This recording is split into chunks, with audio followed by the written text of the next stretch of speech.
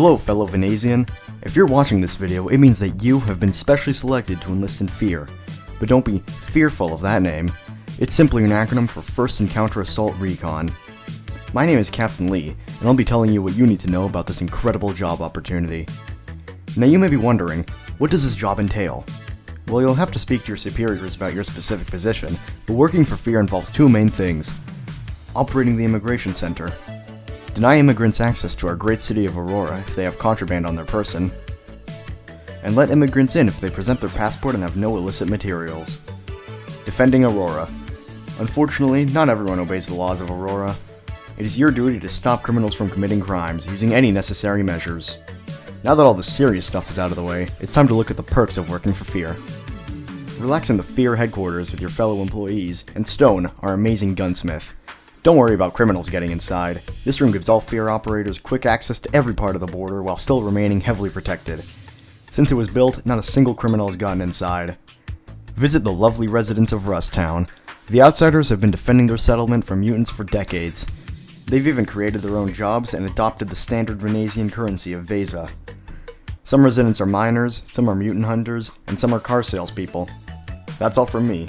Enjoy your new job at Fear and glory to Venezia.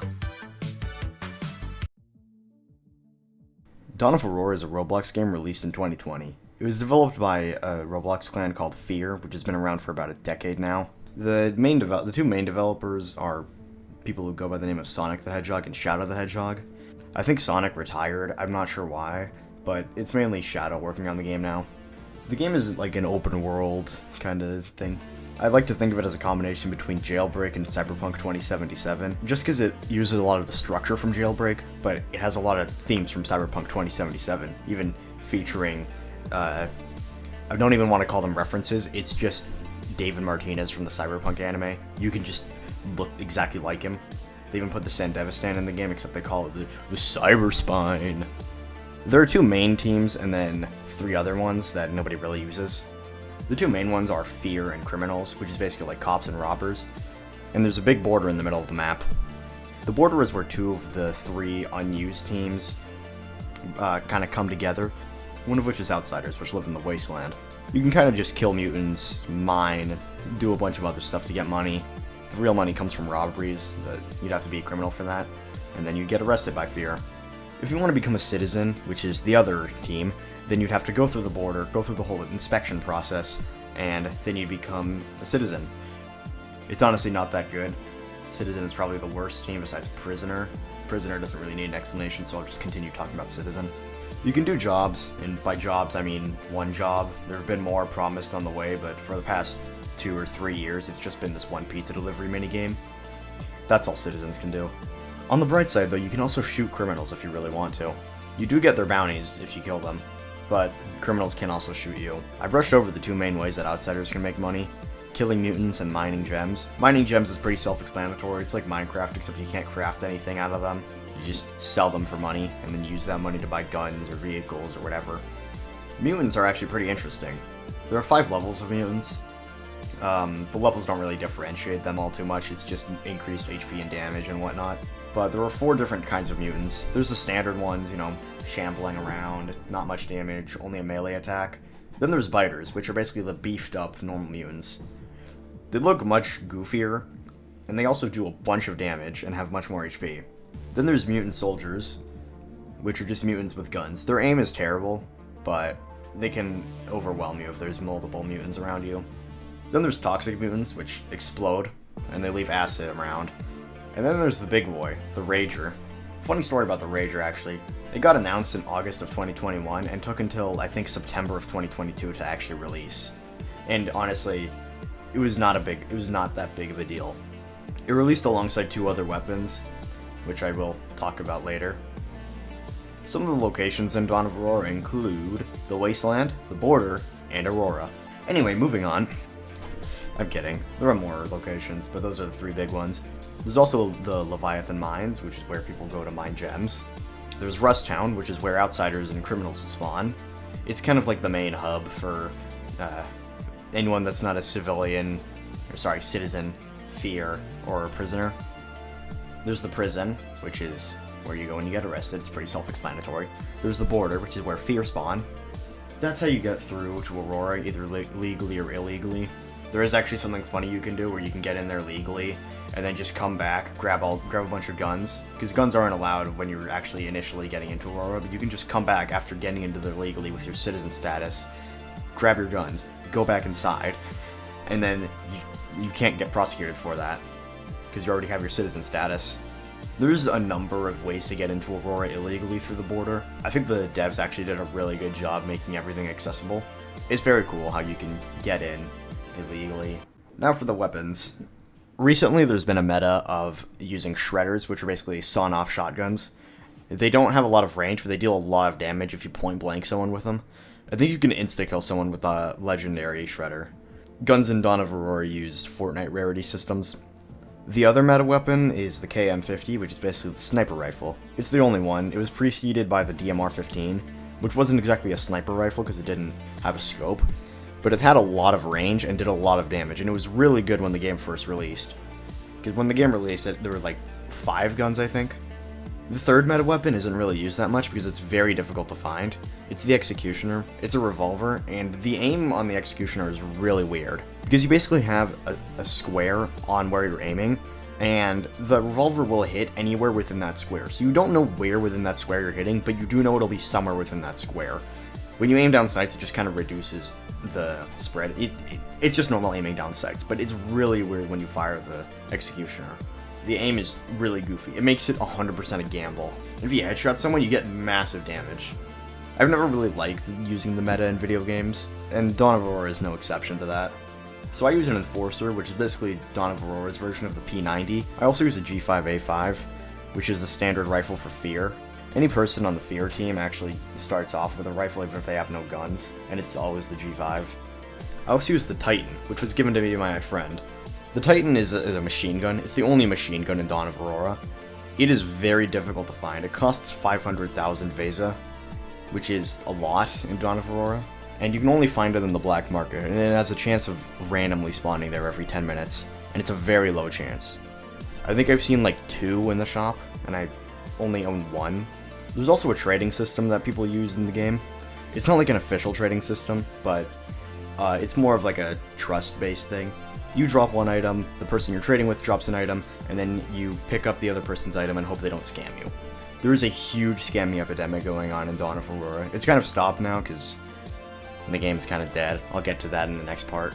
I actually got scammed at one point last year. It wasn't out of anything too big, it was just a pistol that I got scammed out of.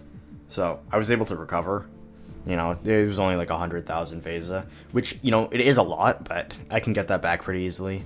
Anyone can really get that back if they know how to play the game properly.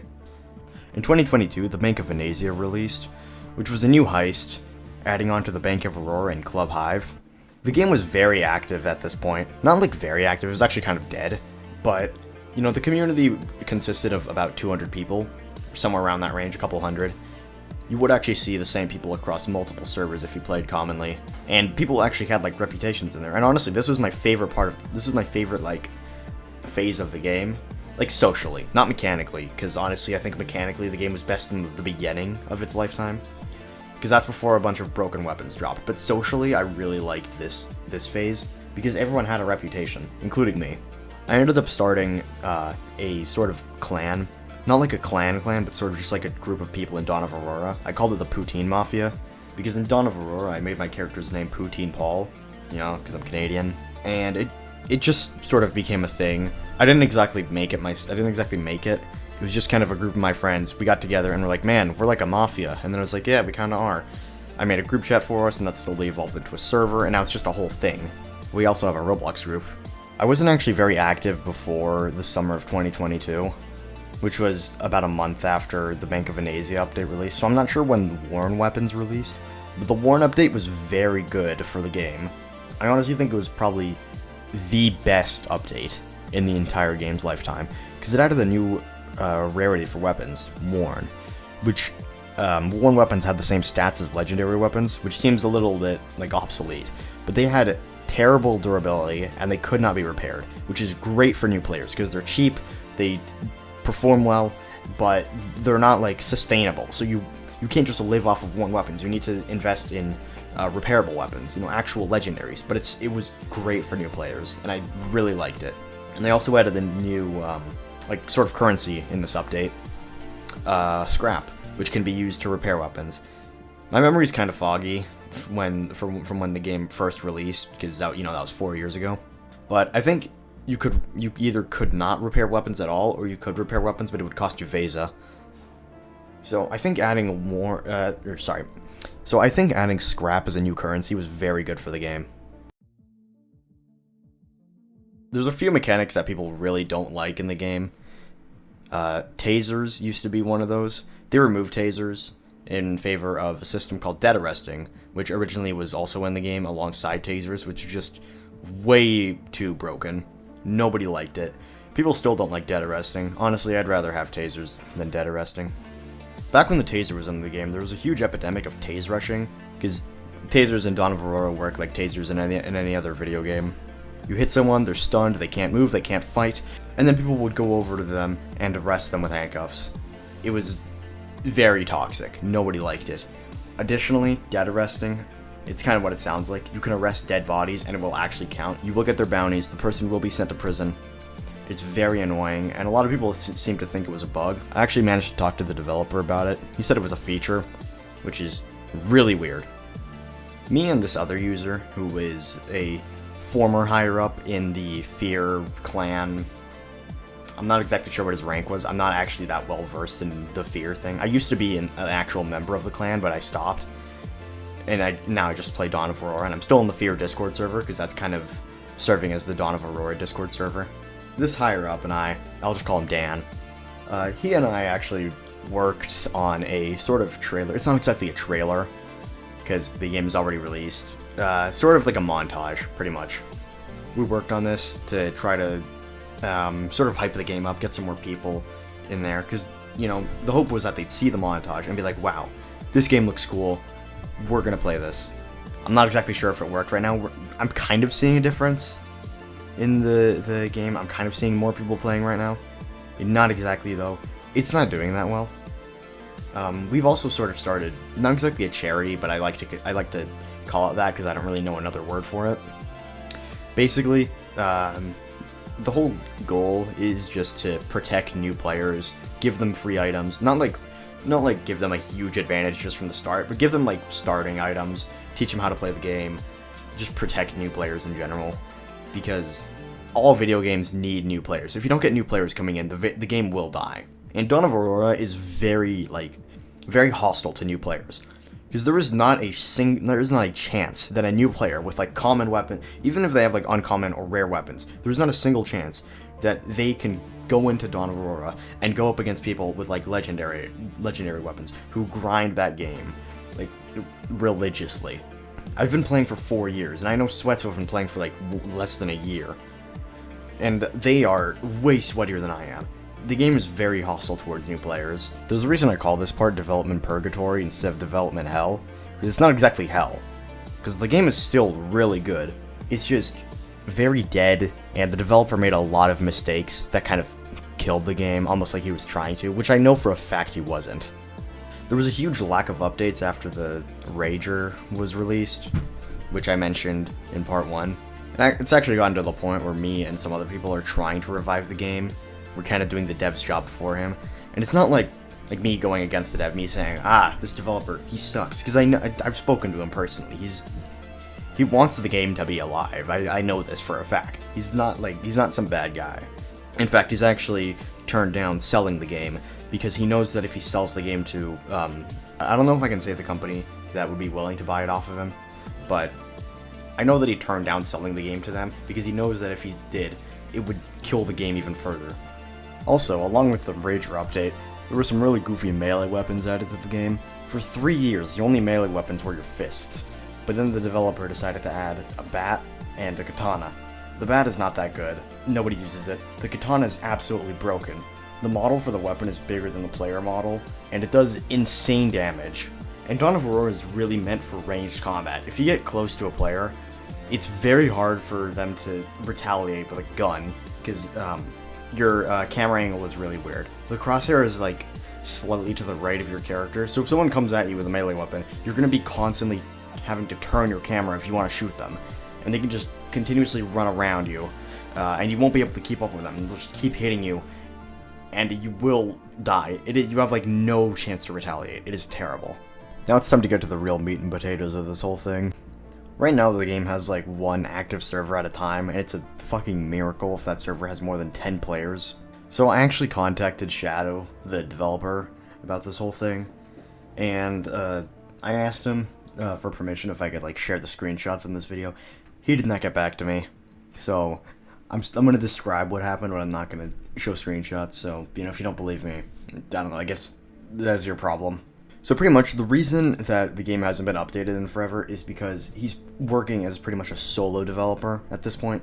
He used to have this one developer working for him, and I don't really know a lot about game development. I actually know nothing about game development, but according to him, the developer working for him did something to like the whole framework, and it's very difficult for other developers to work on the game because of that. And since that other developer retired, the game is just kind of stuck working on that framework, and it can't really receive like big updates. According to Shadow, the game can get like basic updates like new weapons, new heists, that kind of stuff, but nothing like game-changing, you know? According to him, the whole framework would take about 4 months to like get rid of, because the game would basically have to be rebuilt from the ground up, which would take about 4 months. So, you know, it's not really looking good. However, he did say that he had an update almost finished for a new heist, and he does plan on releasing it soon, so there is hope for this game. That's gonna be it for this video. I do hope you enjoyed. If you liked the art at the beginning, that was mine. You can commission me on DeviantArt if you want. It's only $3 Canadian. I don't know what that is in USD. Subscribe if you want. You can join my Discord server. If you do want to try out Dawn of Aurora, I do recommend it. I'm very active on Discord, so you know, if you join my server and just say, hey, I'm playing some Dawn of Aurora, I'll probably join you, because I do really like that game. Goodbye.